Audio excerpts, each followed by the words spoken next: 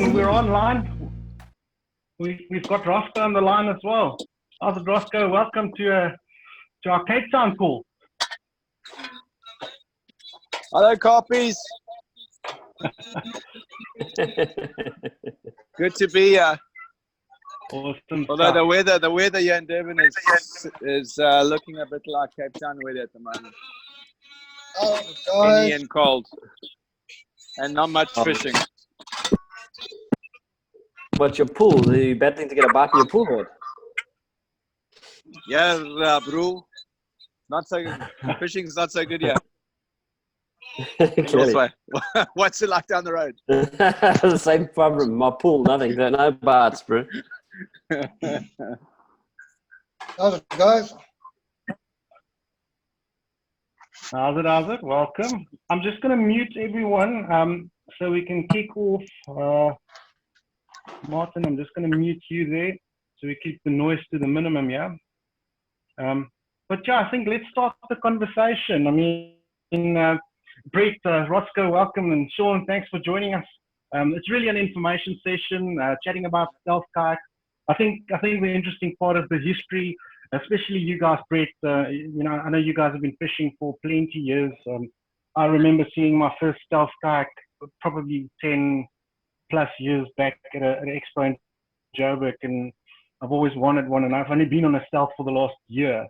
So it's quite exciting to chat to you guys and chat about the history as to where you guys started fishing, and you know, especially around the stealth kayaks, the range, how you come to each of those models, and tell us a little bit more about those models. I know a lot of the guys have got a lot of questions as to, you know, the difference between them.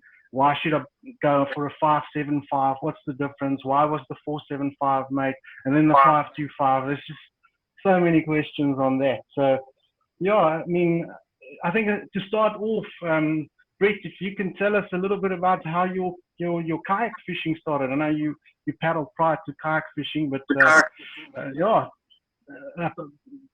tell us a little bit about your history and how many years you've actually been on a kayak fishing. Okay, so yeah, for the guys who don't know, where my history actually came from is when I left school.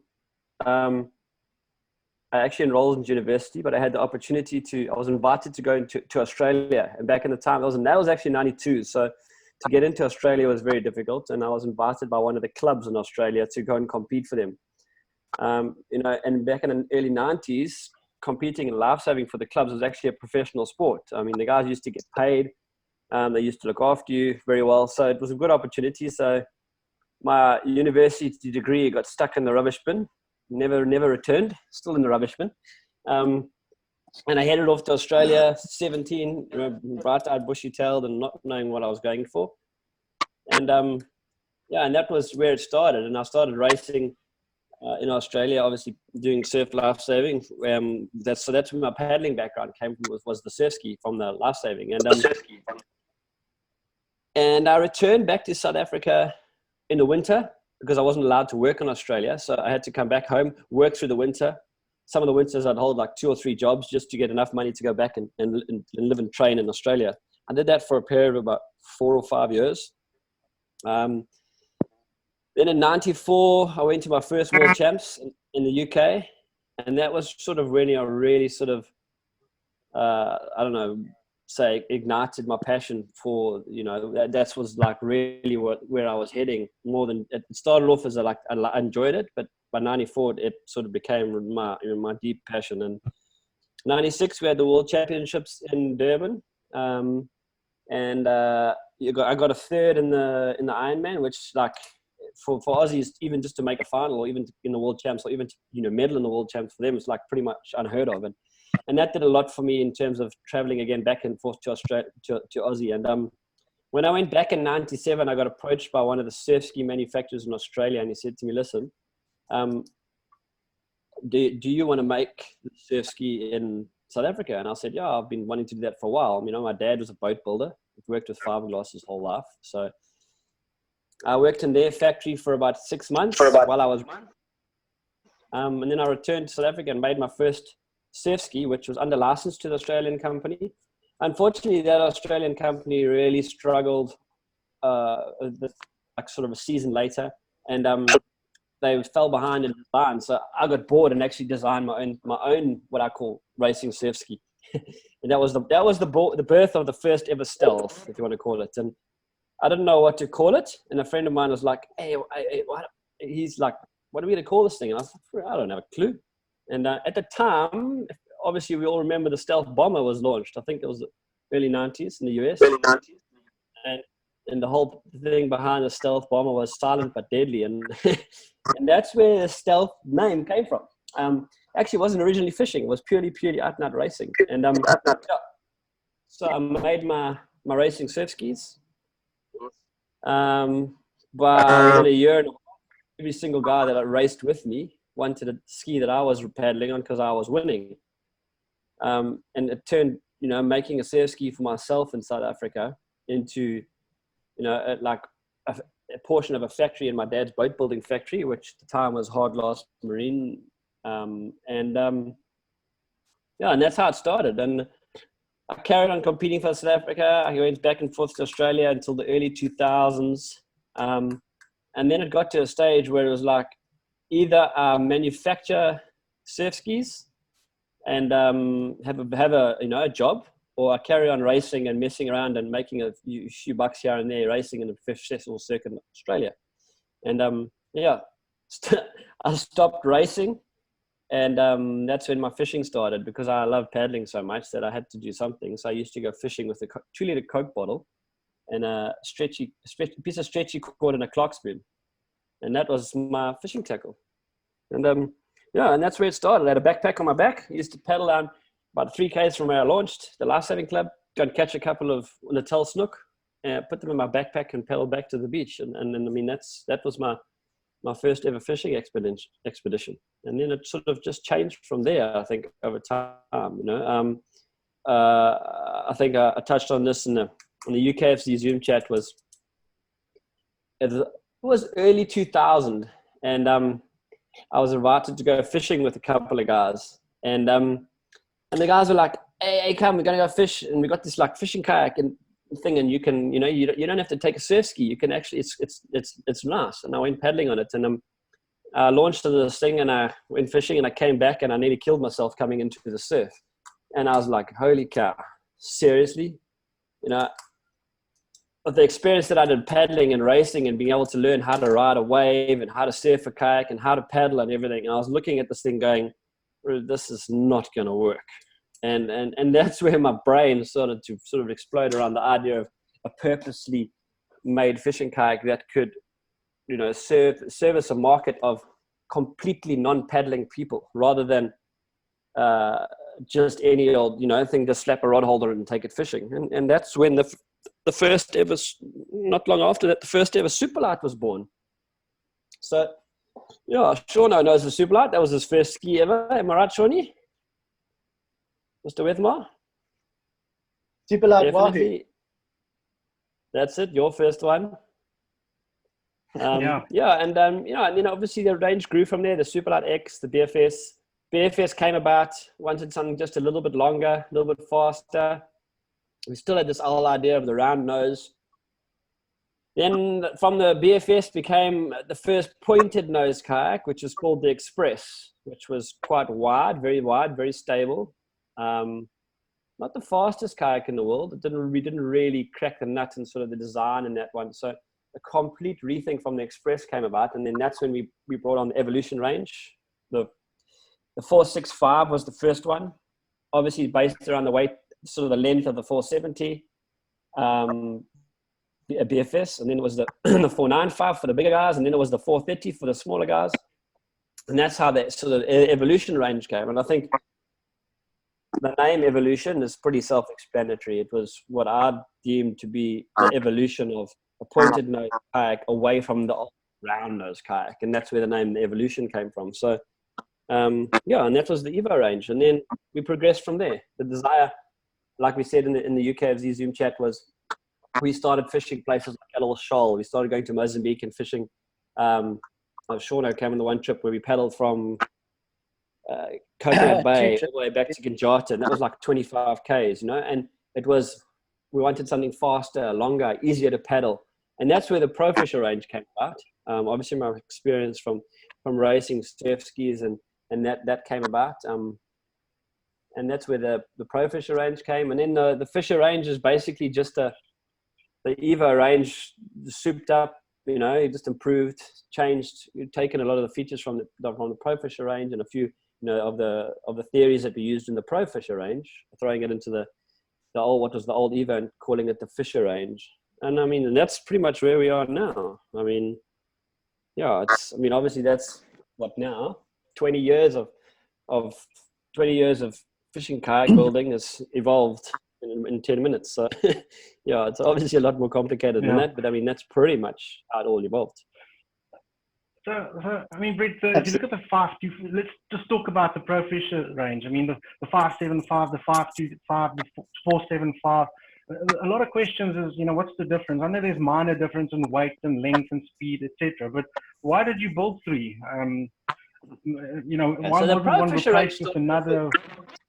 Yeah, so the Pro Fisher started off with the 575. Okay, the concept was we wanted something that was really fast. So we flattened the rocker in the 575. We knew that at 5.75 meters, it still fitted a 20-foot container, which meant obviously I could sell them overseas, could export them.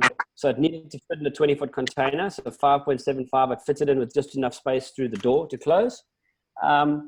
Took the rocker out, made it flat, obviously try to make it as fast as possible, give it some stability. And that was the 575. But at the same time I made the 575, I knew I couldn't go away from everybody paddling a 4.7 kayak and throwing them onto a 5.75 and expecting them to say, well, this is pretty easy, let's just carry on, you know. Longer skis faster, the shorter skis more maneuverable. So what I did with the 475 was I said, all right, let's give the 475 more rocker so it surfs a wave better. It's never going to surf a wave like a super light, but at least we can give it some characteristics of the super light, but give it a pointy nose so it's got speed in comparison to the super light or the, you know, the BFS or whatever it was at the time. So in comparison to those, would have a lot more speed. Obviously, everything would be similar along the same lines as the 575, but in a smaller version. And that's where the 475 came back. So my thought process was, you want speed, you go 575. You want something that's a little bit more maneuverable, handles the waves a little bit easier, you'll go the 475. And that was the first two Pro Fishers, which were probably for about a year, maybe a little bit longer. And then what happened was I actually sold a few kayaks to some guys in Australia, and they arrived, 575s, and the guys were like, Flip, these are amazing, but they don't fit in our garage. We're like, well, fuck, that's a shit problem to have, isn't it? And they said, well, you know, the problem there is if it doesn't fit in my garage, I got nowhere to store it. And if you know, Aussies don't break rules. So there's no, like, you know, in my complex, I'll just hide it around the back or whatever. It was like, no, it needs to fit in my garage. So at the time, Hilux had just launched their new Hilux. And obviously there was the Amarok. I went and took a tape measure. You're going to laugh. I took a tape measure and I measured the back bumper of a Hilux to the front bumper of a Hilux. And guess what? It was 5.35 meters long. So I was like 10 centimeters shorter than a Hilux, right in the middle of a 575 and a 475. And that was how the 525 was born, because now my international market could now store the kayak inside their garage. All right. So that was the size. That was easy. Now, what do we do? Well, how do we make it different from the 475 and the 575? Was we add a little bit more width, so we make it the slightly more stable one in the range. We give it a little bit of rocker, but it's not as much as the 575, as the 475, and less than the 575. So it's like the in-betweener. And that is honestly how the 525 actually evolved. It literally evolved from a storage problem and finding one that can fit between. Once we had that storage problem sorted, I needed to find something that fitted between the other two models. And that was where the 525 model came in. Yeah, and that's how the 525 model came about, you know. And I know, don't mean to sound like, you know, like sometimes everyone's got this idea, but you only need one kayak and one kayak suits everybody. I'm just going to say it openly. I said, I don't believe that. I don't believe one kayak will ever suit every person.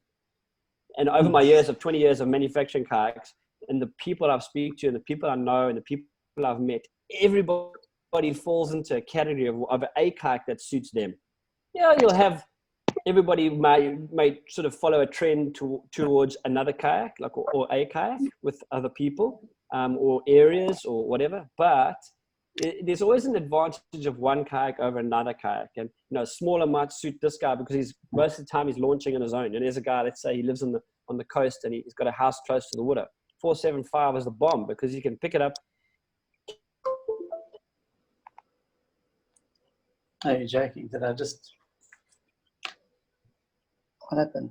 I think we lost Brett there for a second. Let's give him a moment. I think while we've lost Brett, Roscoe, do we have you still on the line? Let me just unmute you there. Guys, I'm here. Yeah. Well, I think while we wait for Brett to reestablish his connection there, maybe tell us a bit about where you started. I mean, if you guys don't know Roscoe is the Live2Fish YouTube guy. Makes us jealous with all his fishing up in Scotties, and it's an absolutely amazing video channel, and I know most of you know Live2Fish. So yeah, Roscoe, if you can tell us a bit about where your journey started and your fishing, and Brett, give us. Have we lost Brett? No, I'm back again. Yeah, Brett, you're back. Give us a second, Brett. We're going to give Roscoe a moment to tell us a bit about his experience in starting, and then we'll get back to the kayak. No problem. Man. Yeah, how's it, guys? Obviously, I haven't started. My career didn't begin as early as Brett and some of the original guys. I probably started with kayak fishing about 12 years ago. Strangely enough, I think the first place I walked into was Chelly's showroom when he was above Mgani Road there on the hill there. And the first person I was privileged to meet was Marcus. And I wasn't quite sure if the sport was for me after chatting to him for a few minutes.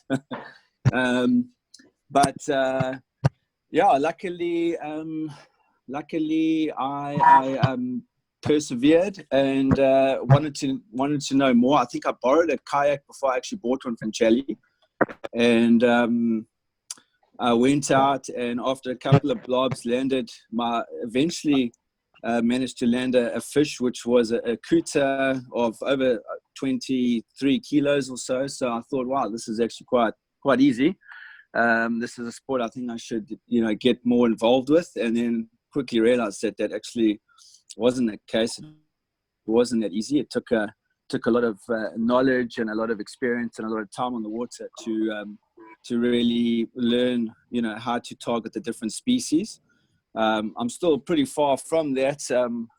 I haven't quite delved into the whole sort of jigging and fishing for the other species. I like to target more of the game species, which is obviously in Natal here, your kuta, your tuna, your snook, dorado, those kind of fish. So I think that's how I pretty much got into it. Before that, I wasn't a ski boat fisherman at all. In fact, I was a bass fisherman, and I was a diehard crazy bass fisherman that did the whole sort of tournament trail, all those Ananda Bass Classics, the Albert Falls Classic, the ESA trails that was on Super Sport at the time. And it was totally new to me. It was totally different. And I think the reason why I fell in love with the sport is because growing up in Durban, I've sort of surfed since a real lighty, and the sea was always a big part of my upbringing, that I thought, and I looked at the guy standing on the beach for rock and surf fishing, and I definitely knew that wasn't for me. And I didn't have a ski boat, and I didn't really know anyone that had a boat at the time, so no one really ever showed me the ropes of offshore fishing. After those first few launches and after getting that first proper fish, I realized that this is something on our doorstep that we're privileged to be able to enjoy. And from there, it just carried on. I got a cheap GoPro. I started filming videos for my mates just to tell them and show them the kind of fish that we're kind of getting, and to try and invite them to come with us. And then from there, I think the channel developed, and the videos came more and more, and I just practiced editing a bit more, and so now it's a hobby of mine to fish and edit. So that's kind of how I got to sort of where we are now, I suppose. And still always a lot to learn. I mean, I'm the first person to put my hand up to say I don't know anything. Well, not a hell of a lot. I'm always learning. The Barthos, Daryl and Brett, you might know, some of you guys might know them, unbelievably talented fishermen. And they taught me from a long time ago that you can never stop learning. You always ask questions, no matter whether the guy's caught a fluke fish and he's just started out. It doesn't matter who the guy is or how long he's been fishing. It's always good to get as much information as possible. How did he catch it? What was he using? What was the color? What were the conditions? And that just goes into your sort of memory bank. So, that's in a nutshell, that's pretty much my story up till now. What kayak are you on at the moment? I'm on a 575, the Awesome. Pro Fisher. I think I've been on that for, I would say, at least 5 or. I think the one I bought was the second one that came out of the first or second one that came out of the mold. Charlie will know, I bought it from Mark Savidis, and I think his one was one of the first ones that came out. So I bought that from Mark about, I would say, 5 years ago or so. A bit heavier than the ones you get now. But, I agree with Charlie. I don't believe, I believe there's, what did you touch on there? But Charlie, you don't believe that there's a ski, there's one ski for one angler. Did you say that? Yeah. I think For every angler's got a personal preference where one of the skis in my range will suit them a little bit more, 100%. Yeah, so it's always, I've seen it over the years, no matter what people say, and everyone says like, this caters for everybody, but in some way it actually doesn't, or some way something might be slightly more suited. I mean, 100%. It's not huge differences, but subtle differences, little things that make a difference for different people. Yeah. So that's where we go. Yeah. No, I agree 100%. I don't think I've paddled the entire Stealth range, only because I know what I think I know what I want, and I'm happy with what I've got. And for me, that suits me down to the T. I mean, we're lucky here, as I said, I fish with a bunch of guys that fish on a regular basis, pre-lockdown on a regular weekly basis. And for us, for me as well, we want a ski that's easy to load, that's light, that's fast. I don't need a ski with a hatch that can load 100 kilos of fish. To me, that's not the main selling point. The point for me is that it's easy to put on your. I've got a double cab, so it is higher than a normal car. You've got it on. You're putting it on. You're taking it off yourself all the time. It's quick. It's fast off the mark. If you're in the mid break and you're looking for the gap and you want to shoot the gap, it really is fast. There isn't a ski that's faster, and I know some people have sort of tried to compare it with other skis and say, it is, but I think they're putting different paddlers on those skis to try and justify that fact. I personally don't think that there is a ski that is faster than the Pro Fisher 575. So if you want all of those performances and it's slightly less stable than maybe Charlie, the 555 or the 500 was the nice sort of wide skis that a lot of the guys now are enjoying, especially I think the 555 is the new one. Yeah. And that's a hell of a nice ski, actually. I mean, I seriously have considered that before I got this one. I thought that might be one I should try, but I didn't want to change what was working. I didn't want to try and get used to another ski. I was happy with mine, and it works. So yeah, for me, the Stealth Pro Fisher 575 suits me perfectly. Awesome. We'll open the mic soon for some questions to you as well. Good. Brett, if you can just talk about the Fisher range. I mean, the 500, the 555. What was the thinking behind them? Because they're very similar. Again, I know the 500 is a lacquer wide, and it's a replacement of the Evo. So the 500 and the 460 are pretty simple to explain. Obviously that was the old Evo 465, the old Evo 495. They were so popular. I couldn't just discard them from the range and let them fall away. And the difference in, obviously you understand, in the fisher and the pro fisher is the fisher range is my more stable range. The pro fisher is slightly more unstable range. So that's how the two ranges vary. And then, and then the fisher, I think I got I'm a little bit tired of people saying, oh, you know, stealth is not stable. You can buy this, it's more stable. You buy that. That's where the 555 came about. I was like, okay, you want something stable? Here's something stable. You know, you're not going to get anything more stable than a 555. If you want to go fast, then you must buy a 575. If you want stability, then you must buy a 555. If you want, you know, it's more compact, lighter to carry on the call, go for 60 for the stability, or 475 if you're comfortable in your stability. And that's why I say the range, across the range, suits in so many ways. You know, not just one. And it's the matter of opening a range up to say, if a guy wants stable, he's got that. If he wants speed, he's got that. If he wants maneuverability, he's got that. And he's got to decide what his main desire is: speed, stability, maneuverability. What does he want? And that's how the range caters for everybody. So yeah, so I mean, that's pretty much where we are right now. Yeah, I mean, not much has changed. Obviously over the years, we obviously keep adding features and bringing out newer versions for various reasons. When molds get old, we have to bring out a new mold. So when we do bring out a new mold, we'll, you know, add a couple of features, or just neaten it up a bit, or just change a few subtle things, and that becomes the sort of newer model. Yeah, so I mean, that's pretty much where we are right now. And not much will change this year, obviously. Yeah. One of the interesting things is the R&D process, the process that you guys go through. Recall the conversation around, you know, just where you place your live well. You know, okay, all the subtle changes and. You know, so that I must be honest, is I'm blessed with my experience of paddling and my experience of racing surf skis and spending so much time on the surf. Is the feel that I have when I sit on a kayak, and I can feel what I want out of a kayak rather than what the kayak wants to do itself, if you know what I'm saying. So the whole live well system took me between 6 and 8 months of what I would say R&D and messing around. You know, it started, I put the live well in one spot, and then I wasn't really happy, and then I moved it to another spot, and then I felt that you know, this change, the characteristic of the kayak changed in a way that I wasn't really happy with.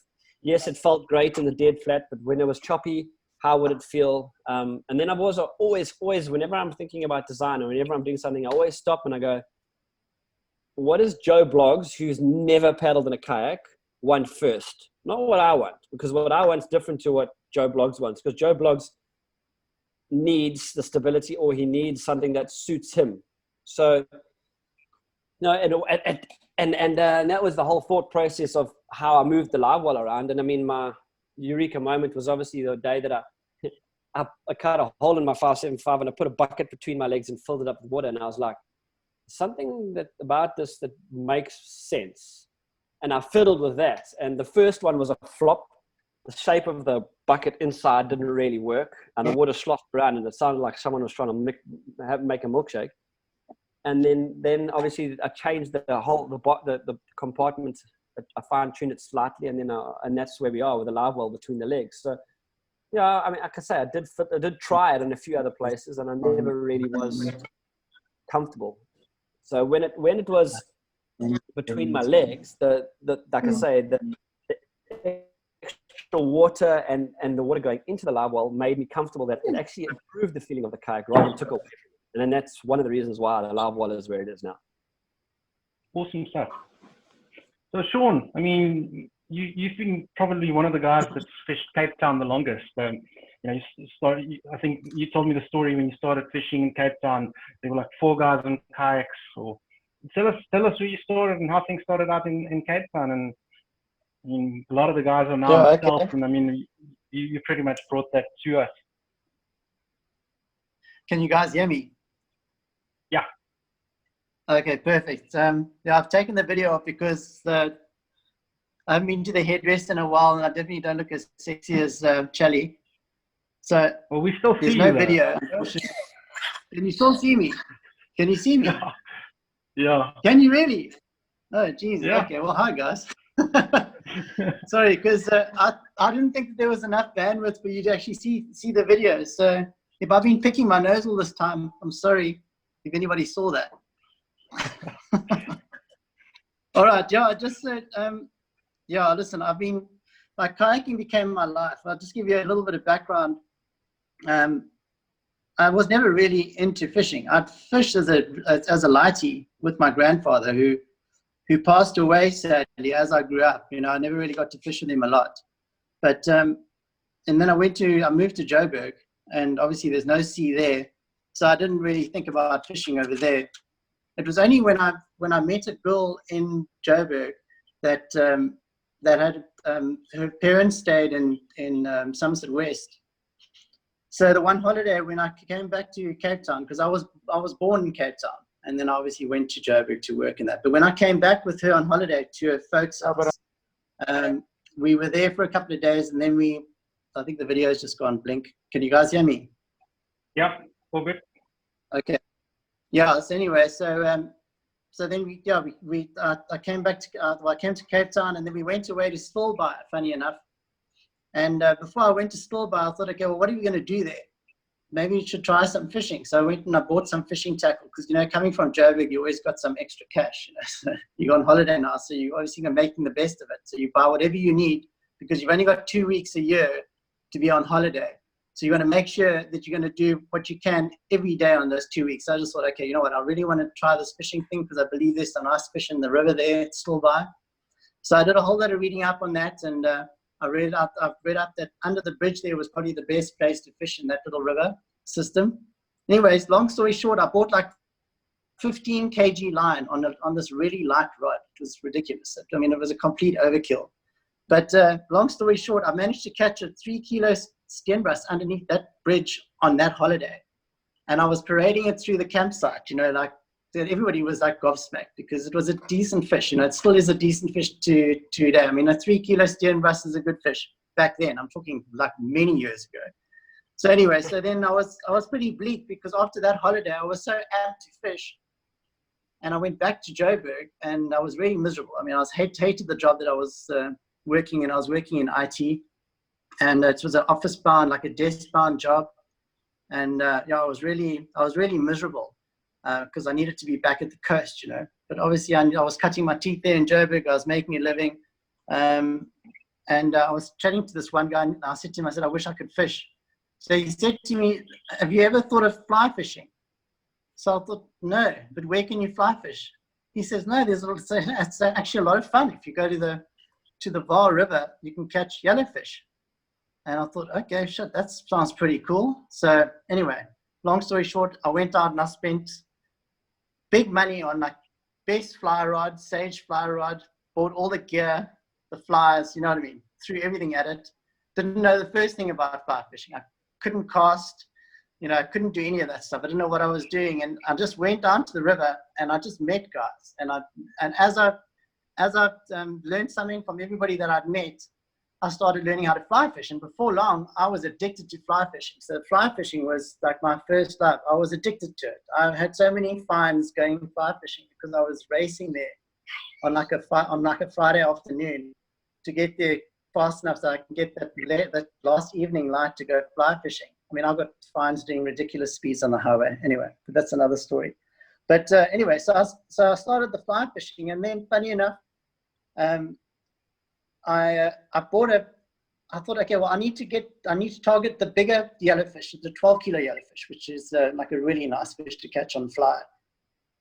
And you know, they've got whiskers. They're not bobble, but they're big fish. I don't know if anybody knows of them, but they're really, really nice fish to catch on fly. But you can't really get to them. So I thought, I need a kayak. So I need something that I can actually just row to where I know these fish are. Well, I think these fish are. Hey, you can't say row, it's paddle. Well, it actually wasn't even. It actually wasn't even paddling. Actually, it was on a Mirage drive system from the Hobie kayak. Believe it or not, I actually had a plastic Hobie kayak flown in to South Africa at that stage, and I'm talking like 2000, probably 2004, 2000, yeah. 2004, maybe even longer. It was a Hobie Mirage Outback with the Mirage drive system, which are those blades that you like. Yeah, we all know the Hobies. Yeah, so I mean, I spent 15,000 rand back then on the kayak alone, and then I spent another 15,000 rand on the Lawrence Fish Finder on it. So I literally spent I spent 30,000 rand on a freaking kayak, and I didn't know what the hell I was doing, but I just knew that this was the shit, because if everybody in the States is using this thing, it's the best. And I know I've got the best fish finder, so I'm definitely going to find the fish. I'm going to be the best fisherman because I've got the best tools. You know, that's how it works. If you've got the best tools, you're going to catch more fish than everybody else. So anyway, so I bought this thing, and then I was working for Dimension Data, who Kouas works for now as well. So I was working there, and my clients, I was supplying project managers, funny enough, to Dimension Data through another company, Paracon. And I said to my boss, I said, listen, I really want to take my client away on a fishing trip because he really enjoys fishing, but he was a shore fisherman. So anyway, he really wanted to go fishing at Vidal. So I thought, okay, excellent. I'm going to take my plastic ski and I'm going to go to Vidal, place booked. And and these two guys that I went with, I mean, I'm a complete soti, right? And these were two Afrikaans guys. So, you know, it's like there was a bit of a communication gap there to start off with. And, you know, these guys are sort of built in with fishing from when they were like 3 with their fathers, because, you know, English guys don't get taught fishing by their fathers. But if you're Afrikaans, your dad probably taught you fishing from like the word go. So anyway, so I'm with these two guys. They're laughing at me because I've got this plastic ski. I don't know the first fucking thing excuse my fish. I don't know the first thing about casting a level winder. So when I do cast it, I must have gone through probably about 1 kilometer of nylon trying to cast this thing. And then I just said to them, well, this is why I need a kayak, because I need to take myself to the fish, because I can't throw anything far enough to even get to them. So I've got this kayak. So they laughed at me. I didn't really spend much time with them. The weather was terrible, but I ended up spending most of my time on like a lagoon system there. And there I saw another guy paddling this other kayak, and I thought, what kayak is this thing? And and I was like thinking, my plastic ski is definitely better than this guy's ski. It looks better. It's got this fancy Mirage drive system. And I ended up like speaking to the guy, and we chatted, and I was thinking, I've got such a fancy kayak, you know. And he had a stealth kayak, and he looked pretty chuffed with his purchase. And I thought, oh, shame, he's probably never been on a Herbie, you know. Anyway, so we paddled around there together. I think he was quite impressed with the Mirage drive system and all the rest of it. But then he just headed straight out to sea. And I thought, what? This guy's going out through the waves, out the mouth. And I'm not going to do that. So I thought, oh, shit, that's quite something. And then he showed me like fish hatches and all the rest of it. And I thought, well, this Hobie doesn't have a fish hatch, so that sucks. Not to say that I was catching any fish, but I thought it'd be nice to have a fish hatch if I did catch a fish. But anyway, so from there, I managed to find my way. Then I met Chalinor. I met Chally at a boat show. Chally, I don't know if you remember. I remember as clear as day, brother. Way back then, eh? You came back and spoke to me about 5 times in one day. You had more questions than I can remember. And you spent half a day convincing who was your girlfriend at the time why you were doing the right thing. you know the story. Don't worry, babe, I'll buy you some shoes. Well, I heard that one too. Yeah. It was, you spent more time convincing her than I had to do convincing in you. I'll tell you what, guys. I think Brett eventually fleeced me for that kayak, because I think of the like 20 hours that he spent doing this boat show, he probably spent like 19 of them with me, because I would speak to him, and then I'd go around the boat show, and then I'd come back because I'd have more questions, and then I'd speak to him some more, and then some more and some more, because the only kayak that he had there on the show was a super light Wahoo. It was a carbon fiber ski, which, as you guys know, it's not a cheap kayak at all. And anyway, so because I am aware, and orange and yellow on the top deck and a carbon Kevlar hull. That's exactly the one. And I just thought, you know what, this thing.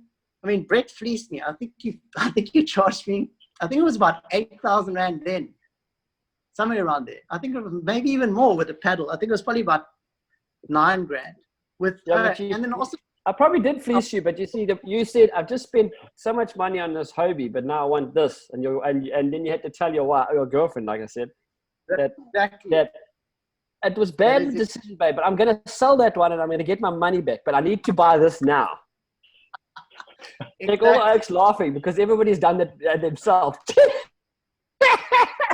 So Sean.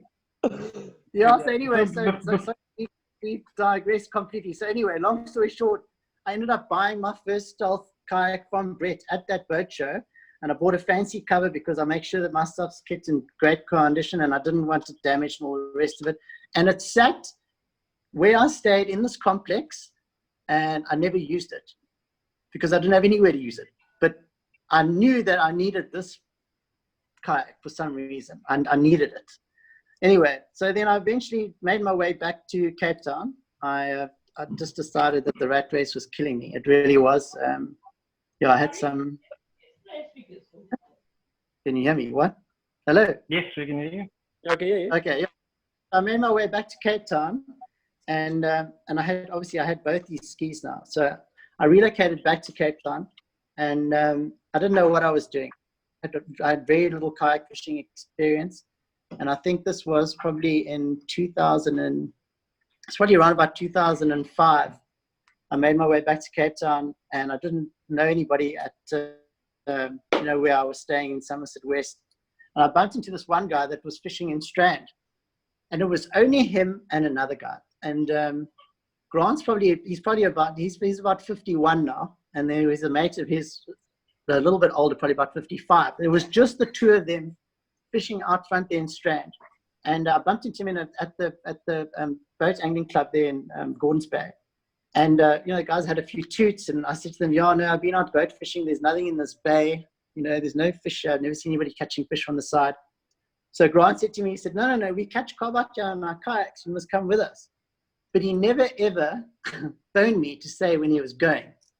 So I never got a call from him, and then. The second time I actually saw them out there, I thought, bugger this. So I went straight home. I got my kayak. I don't know what I was doing. I went out. They were busy fishing out the back line, and they were catching fish. I tell you what, I got so excited, I can't even tell you. But I didn't have an anchor system, and the southeaster was howling.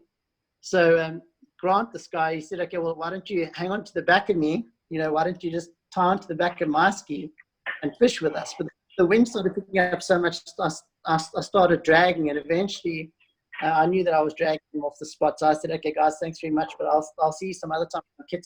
So I left. So that was my first experience kayak fishing with fish that were biting in Strand, and that was the beginning. That was the beginning of the end for me. I was so infatuated with kayak fishing that there was hardly any day that went by. I didn't have a girlfriend at the time. I broke up with that girlfriend that I moved back to Cape Town with. And I didn't have a girlfriend for 3 years and I never went out partying because I needed to get up early to go fishing. So there was no going partying and getting to sleep late at night. Late in the morning. You had to wake up early. There was no excuses. And I spent so much time fishing that reef. There was nobody most of the time when I was fishing that reef. And the amount of cob that I started catching, and it was insane. Anyway, so now I'd met Brett and I bought the kayak from him. Now I'm in Cape Town, but I don't see any other stealths. There's literally just myself and Grant, who I mentioned earlier, and Morris. There's only three of us, and maybe one or two other guys that I maybe saw once or twice, but I never saw them catching fish. They just rocked up there. They probably caught nothing, and then they left. So there was only three of us. And then I thought, you know what? When winter comes along, now I'm miserable again because now I don't know where. There's no fish. The cob are gone, the alpha gone. There's no fish. And then I met some other guys that said, "Yeah, but there's snook. Why don't you think about targeting some snook at Cape Point?" I'll tell you what, my ears just freaking started rattling, and then started snook fishing. And then from there, it just grew and grew and grew. And then, even there at Cape Point, when I first went snook fishing, there was no anchor systems. that were long enough to keep you in one spot, because it's 45 meters deep there in some spots. So, so we had this old, just like ski rope. We used to have 40 meters of ski rope that we sort of pushed into the fish hatch of the skis. And then obviously throwing those out, they get tangled anyway. That's a whole other story. But anyway, from there it went into, and then I eventually spoke to Brett, and I said to him, listen, there's nobody that's punting stealth skis here. I'd like to become a dealer. And yeah, Brett said, cool, let's do this. And that was before I started the shop. So anyway, I started selling stealth skis and building a relationship with Charlie, and growing the brand. There was there was Kaskazi then as well, but there wasn't really a lot of other skis that were featuring besides the plastic skis. There was a couple of plastic skis, but most of the guys that had skis back then didn't know what they were doing. There was really no information on kayak fishing. Back then when forums started opening. I mean, this is way back when Sea Lion forums and that were only just starting out. Yeah, so I started there, and we started catching snook, and then I thought, I really want to start catching some of the stuff on video. So I started making videos, even surfing videos with a kayak, because I spent so much time in Strand that I started surfing waves on this superlight Wahoo, which, God, I love that. It was such a beautiful ski for fishing in Strand and for surfing waves. It's just incredible. So I definitely bought the right ski, even though I didn't realize where I was going and what I was going to be using it for. And yeah, so I started making videos, and I think what put Strand on the map, I did a video, and I had a friend of mine that was fishing with me that I gave a camera to because I caught a really nice cod, and I put that on YouTube. And I think that's all of a sudden, everybody's eyes just like went wide. They can't believe that there were fish like that around in Strand, because most of the time the guys from the shore weren't catching much, or you didn't really see them catching anything. They might have been catching them at night, but nobody was sharing the information. And yeah, so I started the YouTube channel, and then started the sport just started growing like that. And eventually I said to Brett that I'm going to open up a kayak fishing shop in Cape Town. And Charlie, I don't know if you remember, but you came to the opening of that. Oh, I remember. Of course I remember. Yeah. So anyway, so Charlie came there. We had beers, and it was a beautiful shop. It was on Beach Road, where the nice ice cream is now. So it was an awesome shop, and yeah, started selling a lot of kayaks. Had a big screen up there, showing the fish that were caught. Because obviously we had quite a few pictures of kayak fishing, and there were a couple of videos that would play on the big screen over there. And then from there, all of a sudden, it just, the sport just started taking off. But unfortunately, I went through a bit of a health dip, and I was off the scene for a couple of years because I had a couple of heart attacks and strokes. So I was off the scene, and then when I got back on, onto the swing of things, there was a whole lot of people that I didn't know. And so I sort of started the ball rolling again. But the biggest thing for me about kayak fishing is it actually became an obsession for me, because it allowed me just to sort of take in nature. And I think this is the biggest thing about the sport for me, is that when I'm out on the water, at that stage, everybody was worried about sharks. You'd never been out on the water like 400 meters from the shore. Like, you've never experienced that before. Like, nobody had experienced that. And everybody kept saying, oh, but aren't you scared of the sharks? And yeah, in the beginning, of course you're scared of the sharks, because nobody's ever done it.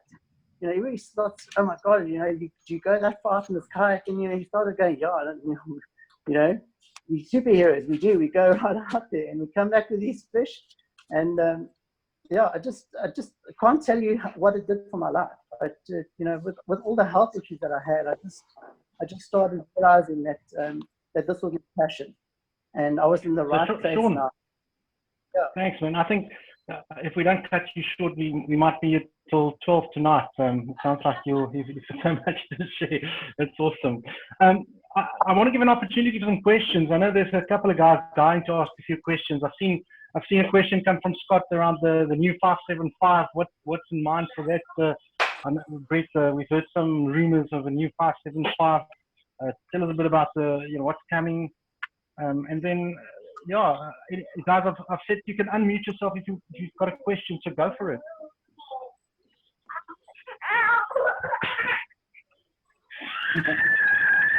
Sorry for that.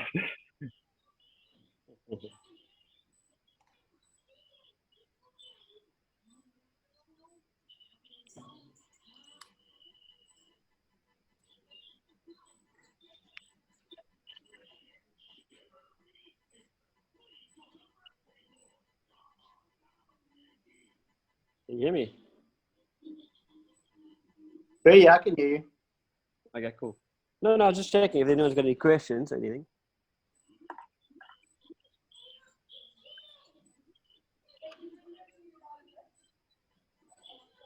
I think Chris Sorry, is, I was battling to unmute myself there. Sorry for that. Yeah, Brett, if you can tell us a bit about the new 575 and maybe something about the plastic, what the plans are with that new plastic. Yeah, so the new 575 is basically it's pretty much the same as the old one. It's just that I need to make a new mold. That thing has been so busy. I mean, we've probably made 350 575s in that mold, and I'm desperate for a new one. So there's some very subtle changes, like all cosmetic. I mean, it's little cosmetic changes just to either improve the way we make it or just to make a fit easier, but nothing spectacular. That's the main thing about it. And then the plastic, that's been a 12-month project of mine. We'll be going in longer now with the lockdown and everything.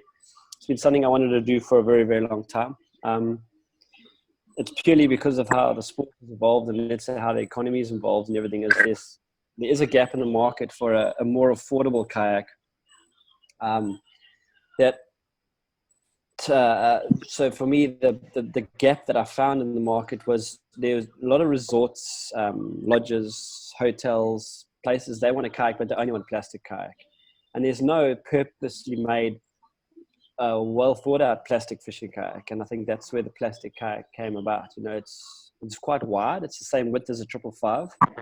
It's got a lot of width, and it's 4.8 meters long. So it's, you know, it fits sort of in the middle of everywhere. And I mean, that's pretty much it. And that's, it's got a few nifty features. It's built a live well on it. Got, you know, a dry hatch. It's got all the other features of a normal Stealth. Looks like a Stealth. It's just made out of plastic, really. So, you know, that's exciting. But obviously, we've got about another probably week or so of work, and then we'll bring it into the market. So we were going to do it at the end of March, and then lockdown came. So now we'll have to restart it up when we get back to work again. Sorry guys, I've unmuted everyone. Is there any questions? Because I struggled to unmute myself when I tried. So give us a shout if you've got any questions for the guys. Sure. I got one for Brett. So given they won't be making containers any fucking bigger anytime soon, right? Do you still think about how you can make the 575 faster? I mean, in the Western Cape, we don't need the big hat. Even Roscoe said he doesn't use that. Could be networks. I don't know. Do you think about that? Yeah, look, it's difficult to make a 575 much faster than it is, and not sacrificing its stability, because the narrower you go, the faster you go. But the narrower you go, the more unstable you go. So you start to discount a fair portion of the market in terms of people that can actually sit in it, because it starts to become more of a paddling kayak than a fishing kayak. So it's such a fine line. And I almost feel like the 575 is pretty much on that edge already. You know, I mean, look, you can go and take a surf ski and throw a hatch in a surf ski and fish on that. That'll be faster than a 575. In fact, if you buy a traditional length surf ski that fits in a 20-foot container, it'll be pretty close. But like I say, then you got to spend your life balancing and not fishing. Okay, fair enough. All right. Me.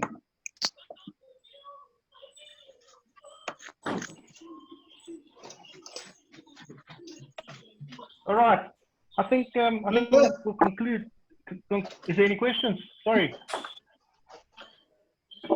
All right, I'll I think the last thing I just wanted to do is we had a little bit of a raffle going, and that's for one of these Spydro fishing cameras. So if you guys don't mind, I'm going to quickly share my screen and we can conclude with the raffle, quickly get that raffle done. Give me 1 second to get to my second desktop.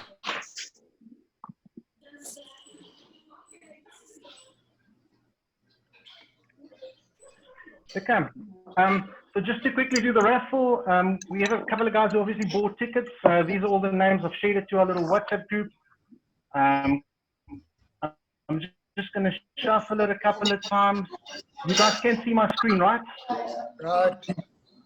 Awesome stuff. So let's see who won that.